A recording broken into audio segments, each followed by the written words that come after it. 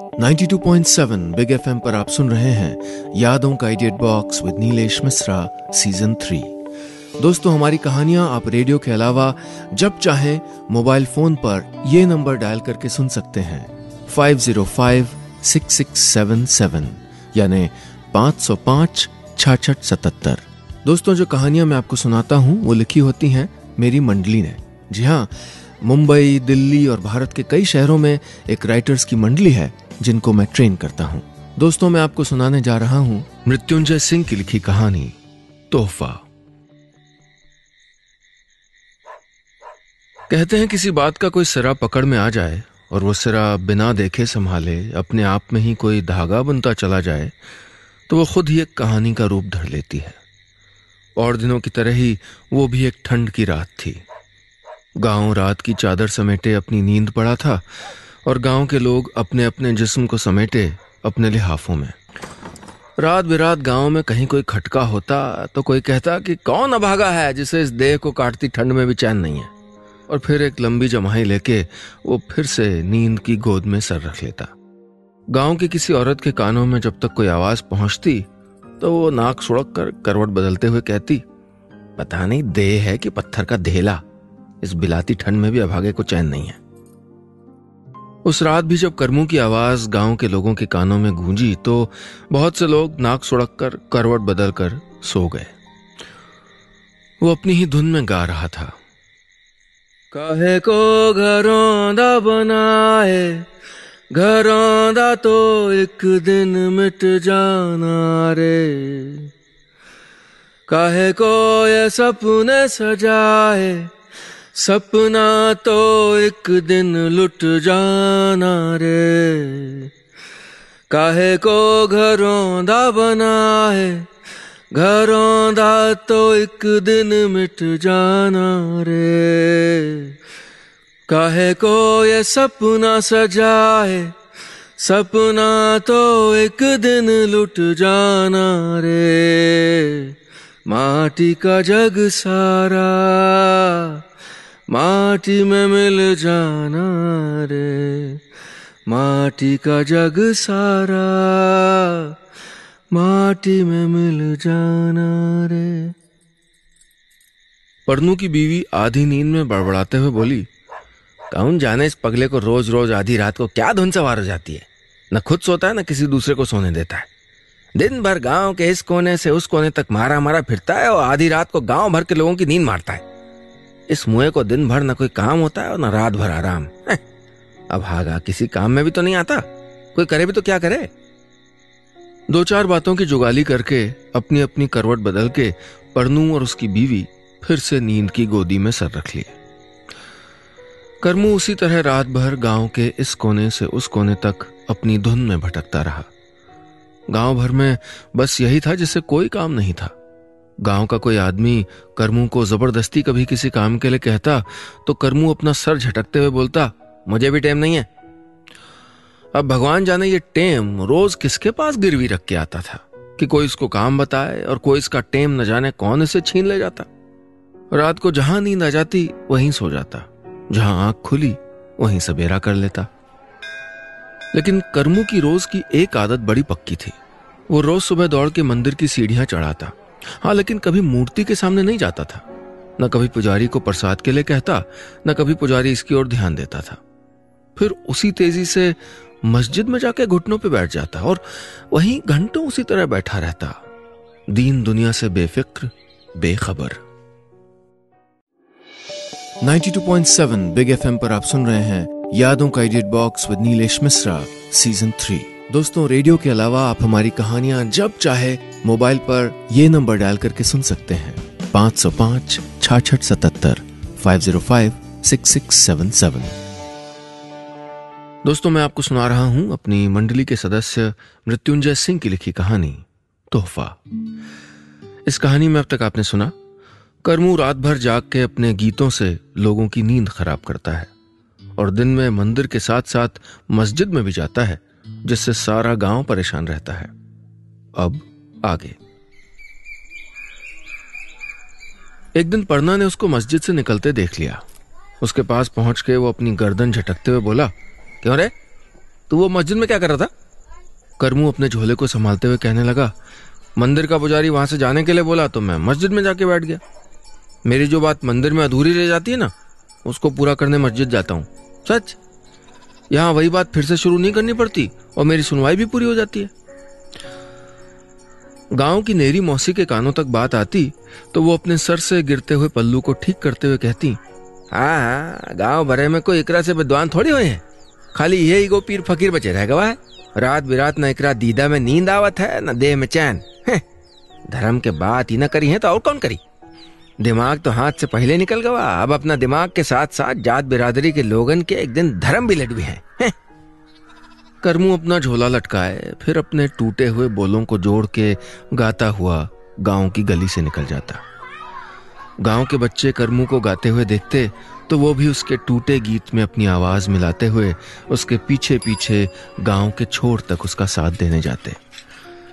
गांव से निकलने वाली सड़क के किनारे हलवाई की दुकान पे पहुंच के करमू पहले दुकान के आगे चक्कर लगाने लगता। जब करमू को यह यकीन हो जाता कि हलवाई ने उसको देख लिया है तो वो दुकान के सामने लगी लकड़ी के पटिये नुमा बेंच पे बैठते हुए कहता, एक पत्ता तनिक जलेबी मिली भैया? ये कहते हुए करमू आज हलवाई के जवाब का इंतजार करने लगा। हलवाई करमू की बात को अनसुना करते हुए न जाने क्या बड़बड़ा रहा था। वो उसी तरह अपने काम में लगा रहा। थोड़ी देर बाद जब करमू ने फिर जलेबी की रट लगाई तो हलवाई गरजा, जहां मुफ्त में मिले वहीं जाके मांगो, यहाँ कोई राहगीरों के लिए मिठाई का टकसाल नहीं खोल रखे। दिन भर भूत की तरह धूल फांकते हैं तो भी 4 पैसा का मुनाफा हाथ नहीं लगता, और इनको जलेबी चाहिए, वो भी मुफ्त में। जहां खाने पीने की कोई चीज दिखी नहीं, चिपक गए उसमें जोंक की तरह है। नहीं तो जा रहे भैया, हम तो खाली एक बात कह रहे थे कि बात कह रहे थे तो अपना ही गोल गोल बात कोई और को जाके कहो। करमू हलवाई की फटकार सुन के अपना झोला लटकाए आगे बढ़ गया। उसका कोई अपना ठिकाना तो था नहीं। किसी ने प्यार से कह दिया तो उसके लिए जान लगा दी। एक रोटी पे दिन दिन भर काट लेता। किसी ने प्यार से बिठा दिया तो बैठ गया, दुत्कार दिया तो चल दिया। किसी ने कुछ दे दिया तो अपना लिया, किसी ने कुछ मांग लिया तो सौंप दिया। सबसे स्नेह और किसी से मोह नहीं। लेकिन गांव में करमू को जानने वाले कहते हैं कि करमू हमेशा से ऐसा नहीं था। वो तो इन सब से अलग था, एकदम अनोखा।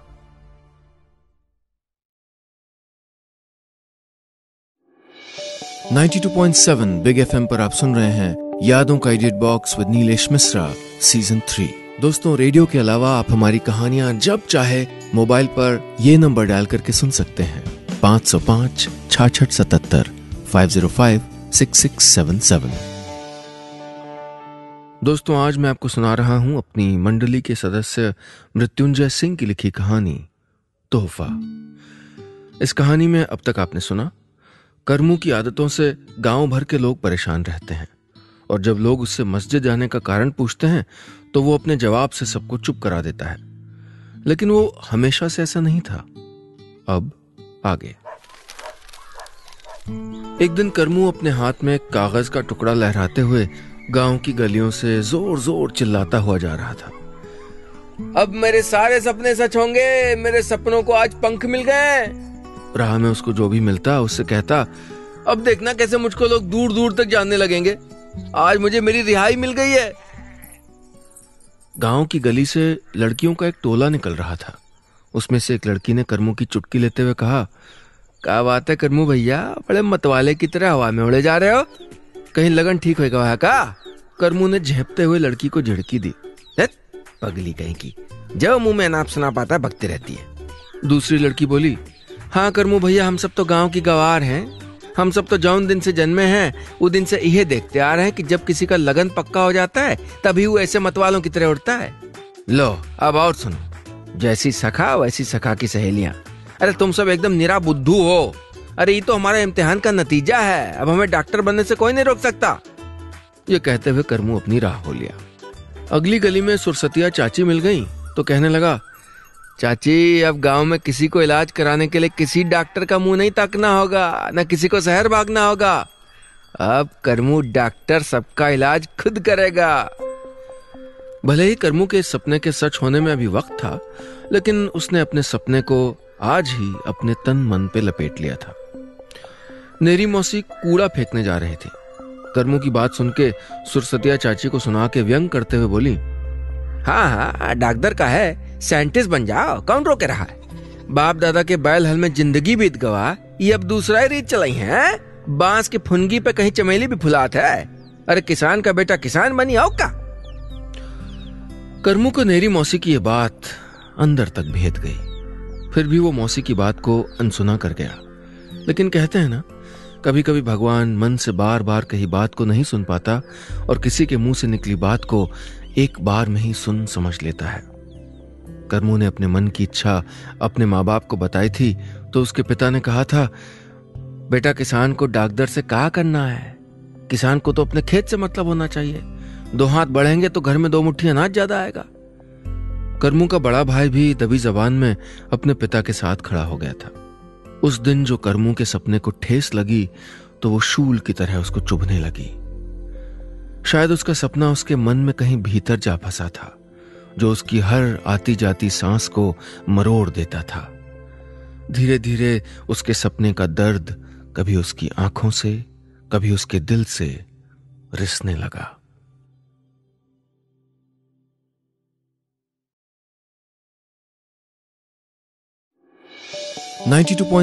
बिग एफएम पर आप सुन रहे हैं यादों का edit box with Nilesh Mishra season 3। दोस्तों, रेडियो के अलावा आप हमारी कहानियां जब चाहे मोबाइल पर ये नंबर डायल करके सुन सकते हैं, 505-6677 505-6677। दोस्तों, मैं आपको सुना रहा हूं अपनी मंडली के सदस्य मृत्युंजय सिंह की लिखी कहानी तोहफा। इस कहानी में अब तक आपने सुना, करमू अपनी आदत से गांव भर के लोगों को परेशान किए रहता है। एक दिन जब वो अपने घर वालों से कहता है कि वो डॉक्टर बनना चाहता है तो उसके घर वाले मना कर देते हैं। तब से उसकी आदत में बदलाव शुरू हो जाता है। अब आगे। उस दिन से करमू की जुबान पे जो चुप्पी छाई तो वो चुप्पी दिनों दिन और गहरी होती चली गई। घर से निकलता तो दिन भर गांव की इस गली से उस गली तक बेमतलब फेरी लगाता। गांव में जहां बैठता वहीं शाम कर देता। कभी कोई आते जाते करमू से कहता कि खेत क्यों नहीं गया, तो कहता, अब तो सारी जिंदगी खेत में ही बितानी है, एक दिन नहीं जाऊंगा तो कौन खेत भाग जाएगा। गांव वाले सुनते तो आपस में खुसुर फुसुर करते हुए कहते, हमें नहीं लगता अब करमू को कोई वापस ला पाएगा। उससे बोलो कुछ तो सुनता कुछ है और बोलता कुछ है। बेचारा, अब कोई करे भी तो क्या करे। लोग अपने अपने हिसाब से अपनी अपनी राय जाहिर करके अपने अपने रास्ते चल देते। जब लोगों ने महीने तक करमू को इसी तरह अपने आप में खोया हुआ पाया तो सब अपनी अपनी तकरीर करमू के पिता को सुनाने लगे। अरे 4 दिन हलक में दाना नहीं जाएगा तो सारी अकल अपने आप जगह पे आ जाएगी। कोई कहता, शादी के बंधन में बांध दो ना, 2 दिन में रास्ते लग जाएगा। अरे शादी से अच्छे अच्छे लोग राह पकड़ लेते हैं। कोई और कहता। करमू के माँ बाप को भी लोगों की सलाह ठीक लगी। नेक माह दिन देखकर उन्होंने करमू का ब्याह कर दिया। ब्याह के बाद जो करमू के जीवन के धागे उलझने लगे थे अब धीरे धीरे फिर सुलझने लगे। उसकी बीवी कहती थी, जैसे एक फूल के मुरझाने से पौधा नहीं सूख जाता, वैसे ही एक सपने के खत्म हो जाने से जिंदगी थोड़े खत्म हो जाती है। करमू को फिर से हंसता बोलता देख के सुरसतिया चाची को बड़ा सुख मिलता। साक्षात लक्ष्मी मिली है करमू को, उसी का प्रीत है जो करमू को फिर रास्ते पे ले आई। जब ये बात नेरी मौसी ने सुनी तो वो भला बिना मीन मेक निकाले कैसे चुप रह जाती। हाथ नचाते हुए कहती, हाँ, गांव की बाकी सारी मेहरारू तो माटी का ढेला है, बस करमू ही एगो अकेले लक्ष्मी भी आके लाए ना, साक्षात लक्ष्मी है। करमू को भगवान ने जैसी घरवाली दी थी वैसे ही भगवान ने उसको लक्ष्मी जैसी एक बेटी भी दी। 6 महीने में ही उसकी बेटी चहकने लगी थी। करमू उसको अपने सीने से लगाए गांव भर में डोलता रहता। वो जब अपनी महीन मुस्कान बिखेरती तो सारा घर लगता मोतियों से भर गया हो। कभी कभी करमू अपनी गुड़िया की हंसी देख के कहता, देखो तो कैसी दूध सी एकदम उजली हंसी है इसकी, एकदम फेनू गिलासी। देखना जब मेरी गुड़िया रानी का ब्याह होगा तो इसको वो तोहफा दूंगा जो गांव भर में न कभी किसी ने सुना होगा न देखा होगा। लेकिन करमू का कुनबा अभी भर ही रहा था कि ऊपर वाले ने उसमें से एक मोहरा उठा के अपने पास रख लिया। उन दिनों गांव में हैजा की जो लहर चली तो वो गांव के बच्चे, बूढ़े, जवान सबको अपने साथ बहा ले गई। उसी लहर में करमू की घरवाली भी अपनी छाया करमू की गोद में सौंप के बह निकली। 92.7 बिग एफएम पर आप सुन रहे हैं यादों का edit box with Nilesh Mishra season 3। दोस्तों, रेडियो के अलावा आप हमारी कहानियां जब चाहे मोबाइल पर ये नंबर डायल करके सुन सकते हैं 505 66 77 505 6677। दोस्तों, आज मैं आपको सुना रहा हूं अपनी मंडली के सदस्य मृत्युंजय सिंह की लिखी कहानी तोहफा। इस कहानी में अब तक आपने सुना करमू के डॉक्टर बनने की बात को उसके परिवार के खारिज करने के बाद उसकी आदत बदलने लगती है। ये देख के उसके घर वाले उसकी शादी कर देते हैं, लेकिन गांव में आई बीमारी में एक दिन अचानक उसकी बीवी मर जाती है। अब आगे। उधर करमू की बीवी ने दुनिया छोड़ी, इधर करमू ने अपना घर छोड़ दिया। शायद उसकी बीवी अपने साथ उस प्रीत के धागे को भी लपेट के ले गई थी जिस धागे से करमू का घर में मन बंधा था। अब वो धागा भी टूट गया था। जैसे तैसे 4-6 साल वो घर में रहा, फिर अपनी नन्ही गुड़िया को अपने बूढ़े माँ बाप और अपने भाई भौजाई के हवाले करके घर से निकल गया। उस दिन करमू का मन जो दुनिया से उचटा तो आज तक उचटते ही रह गया। उस दिन करमू रहट से नहा के जा रहा था। न जाने कहां से उसको एक टूटा हुआ मटका मिल गया। वो उसमें पानी भर के कहीं ले जा रहा था। किसी ने देख लिया तो पूछा, अरे टूटी मटकी में पानी भर के कहां ले जा रहा है? करमू टूटी हुई मटकी को हाथ से संभालते हुए कहने लगा, वो गांव के पड़ती पार वाला खाली बगीचा है ना, वहां ढेर सारी चिड़िया रहती हैं। इस गर्मी में उनको पानी का कितना दुख होता होगा, उन्हीं के लिए ले जा रहा हूं। एक दिन प्रभु चाचा अपने खेतों में काम कर रहे थे तो उनसे कहने लगा, चाचा तुम अपने खेतों में एक ही फसल क्यों लगाते हो, 2-4 और क्यों नहीं लगाते? क्योंकि मेरा दिमाग अभी खराब नहीं ना, इसलिए। लेकिन अलग अलग फसल से खेत कितने अच्छे लगेंगे। खेत फसल उगाने के लिए होते हैं, दिखाने के लिए नहीं। वो मूर्ख क्या समझता। लोग करमू की इन बातों को सुन के नसीब को दुहाई देते हुए अपने रास्ते निकल जाते। भले ही गांव भर में काम करते उसको किसी ने ना देखा हो, लेकिन उसको खाली बैठे भी किसी ने नहीं देखा था। मन का काम करने के लिए उसके पास वक्त ही वक्त था और बेमन के काम के लिए एक पल नहीं था। सुबह से लेकर रात तक न जाने कितनी बार गांव घूम जाता। कईयों बार एक ही गली से गुजरने के बाद भी किसी रोज उसको वही गली एकदम नई सी लगने लगती। महीने 15 दिन में कभी अपने घर जाके हाजिरी लगा आता। अपने घर में कदम रखते ही उसका दम घुटने लगता। लेकिन जितनी देर वो घर में होता उसकी बेटी से जितना बन पड़ता उसकी सेवा कर देती। कभी अपने हाथों से खिला देती, कभी नहला धुला के बालों में तेल मल देती, कभी उसके मैले कुचैले कपड़े बदल देती।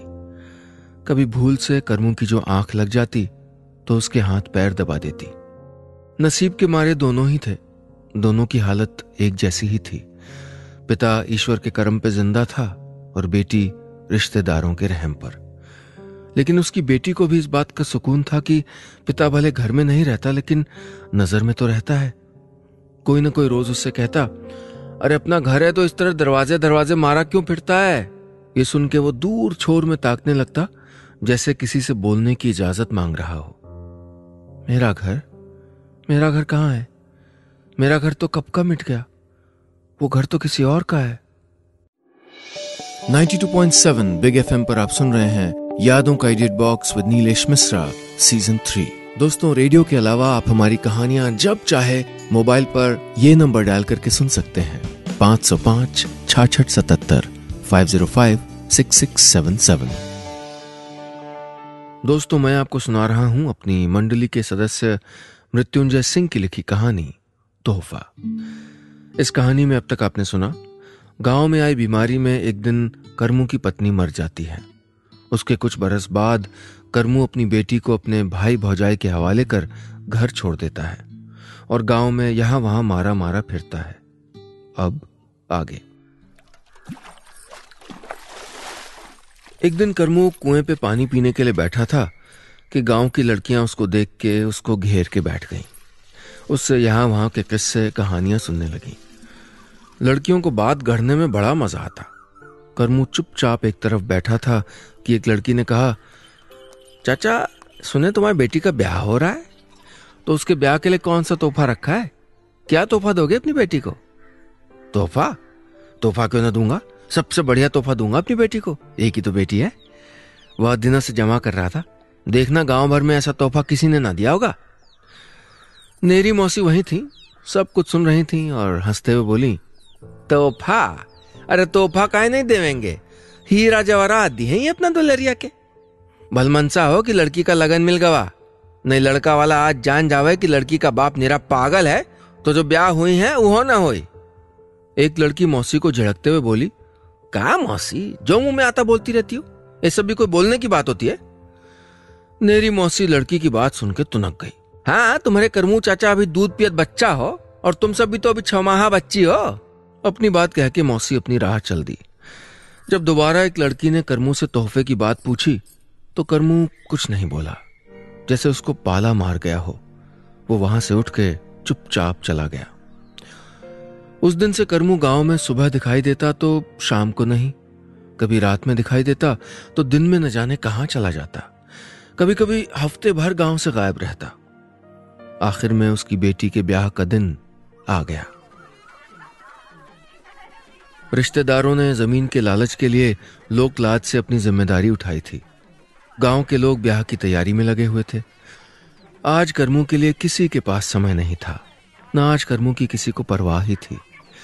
ब्याह के बाद जब विदाई की रस्म शुरू हुई तो करमू की गैरहाजिरी की तरफ सबका ध्यान गया। सबने सोचा कि बेटी जा रही है, जाते जाते आखिरी बार बाप बेटी एक दूसरे से मिलके रो लेते। लेकिन करमू का गांव भर में कोई पता नहीं चला। इंतजार करके बेटी अपने पिता को याद करके रोते हुए और अपनी आंख में अपने पिता की तस्वीर लिए विदा हो गई।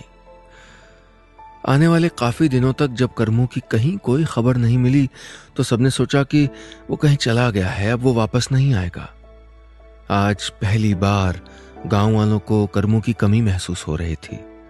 आज पहली बार गांव वालों को गांव सच में सूना लग रहा था। शायद करमू ने गांव वालों का तोहफा उनसे छीन के अपने पास रख लिया था। इधर उसकी बेटी घर की दहलीज लांग के चली गई, उधर करमू गांव का आंगन छोड़ के हमेशा के लिए चला गया। उसी समय बच्चों का एक टोला करमू के टूटे हुए गीत को गाता हुआ गली से निकला। काहे को घरों दा बनाए, घरों दा तो एक दिन मिट जाना रे। काहे को ये सपने सजाए, सपना तो एक दिन लुट जाना रे। काहे को घरों दा बनाए, घरों दा तो एक दिन मिट जाना रे।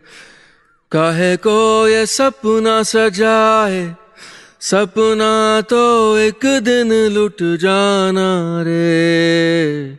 माटी का जग सारा माटी में मिल जाना रे। माटी का जग सारा माटी में मिल जाना रे। बस इतनी सी थी ये कहानी।